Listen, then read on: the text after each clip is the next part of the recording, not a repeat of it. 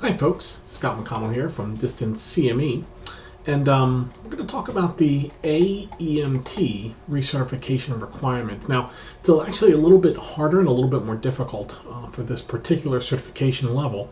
The EMT I-85 and the EMT I-99 both have slightly different transition and National Registry requirements. So let's start with the old EMT I-85.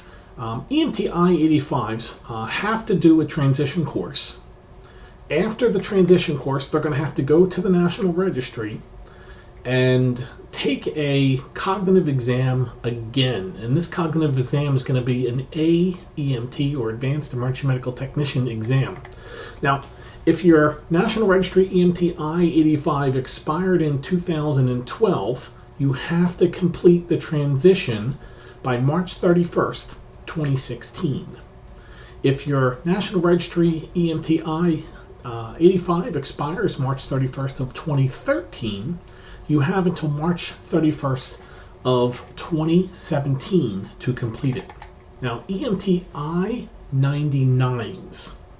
EMT I-99s have a little bit of a decision to deal with. EMT I-99s can take a transition program that will enable them to sit for the National Registry paramedic exam.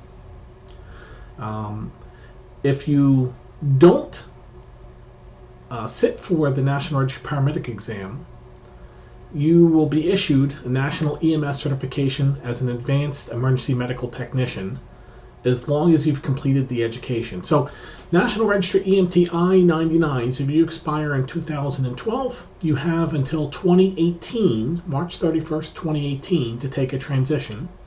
If you expired March 31st, 2013, you have until March 31st, 2019 to take a transition. Now, at the AEMT level, if you're already certified as an AEMT, you also need a 72-hour course. So there's 3 ways to recertify. Of course, take the test every 2 years, cobble together all the necessary hours with different courses, or take a refresher course. Now, the refresher course requires you to have 36 hours. So the AEMT course is a 36-hour refresher course. It is 12 hours of airway, breathing, and cardiology, 6 hours of medical emergencies, 5 hours of trauma, 12 hours of OB-PEDS, and 1 hour of operational tasks. Now, those categories can be found on the National Registry recertification brochure. The link will be at the end of this video. So you'll need 36 hours in the mandatory and flexible core content. Now, the second component to that, the second component is additional EMS-related continuing education, also 36 hours. So you need a total of 72 hours. Now, that additional EMS-related continuing education, that can be pretty much anything you want. ABLS, ACLS, AMLS, EPC, ITLS, PHTLS, the whole 9 yards. You can also, a maximum of 18 hours can be applied from any one topic. So once again, you can't take 2 AMLS courses and have both of them count. A maximum of 12 hours can be applied from each of the following: teaching CPR, emergency driving, dispatch training. And of course, college level courses will count as well. 1 college credit equals about 8 hours of continuing education, not to exceed 18 hours per topic. Now, we talked a little bit in the last video about distributive education. Distributive education, things that are not interactive. So this video, as an example, you cannot ask me questions because it's a recorded video. So things like magazine articles, voiced over PowerPoints, things like that, distributive education, you can only have a maximum 18 hours in the additional EMS-related continuing education. So you can only have 18 hours distributive. And during the 36-hour refresher, only 10 hours can be distributive. Now that equals 28 hours out of your 72 total that can be non-interactive, right?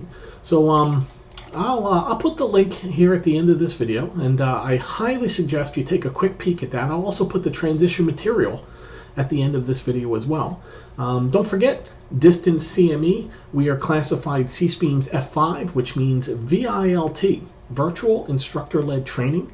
All of our courses are live and interactive. We are not bound by the distributive education rules because our courses are live.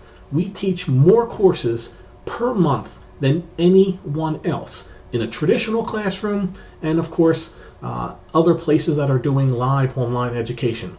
We blow them out of the water every single month. Convenient, easy, not having to take time off from work. And as our new catchphrase clearly says, take the classroom with you. So thanks for listening to me.